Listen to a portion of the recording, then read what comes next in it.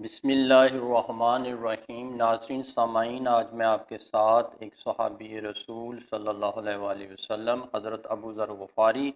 رضی اللہ تعالیٰ عنہ اور ایک شعر کا واقعہ آپ کے ساتھ شیئر کروں گا۔ اپنے ایمان کو تازہ فرمائیں۔ ایک دن آپ نماز پڑھ رہے تھے اور آپ کی جو بھیڑیں چر رہی تھیں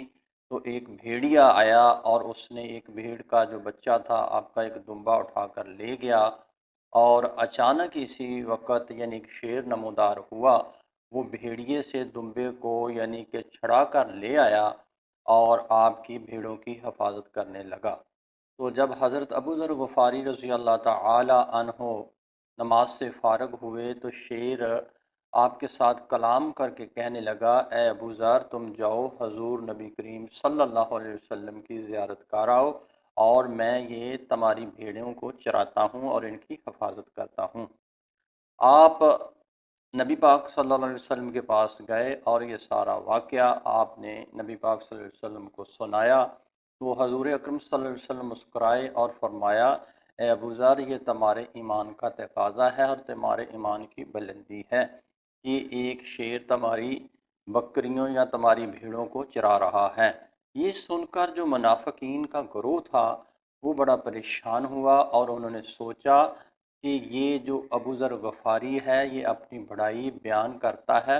چلو آج جنگل میں جا کر اس کی یعنی کہ بھیڑیں چراتے ہیں۔ اتنے میں منافقین کا گروہ تقریباً جو 20 منافقین تھے وہ جنگل میں گئے۔ جا کر جب دیکھا تو حضرت ابو ذر غفاری رضی اللہ تعالی عنہ کی جو بھیڑیں تھیں ان کو ایک شیر چروا رہا ہے۔ وہ دیکھتے ہیں کہ جو بھی دمبا یا بھیڑ کا بچہ ریوڑ سے دور جاتا ہے تو وہ شیر اسے ہانگ کر ریوڑ میں شامل کرتا ہے اور اس کی حفاظت بھی کر رہا ہے اور چرا رہا ہے۔ یہ دیکھ کر وہ بڑے تعجب میں آ گئے تو اللہ تعالیٰ نے اس شیر کو زبان دی اور وہ شیر ہم کلام ہوا،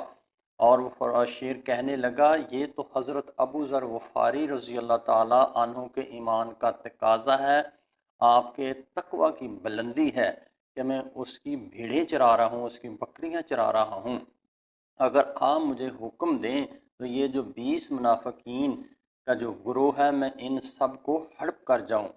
یہ دوستوں تھے نبی کریم صلی اللہ علیہ وسلم کے صحابہ کی شان، تو آپ صلی اللہ علیہ وسلم کی شان کا کیا مقام ہوگا۔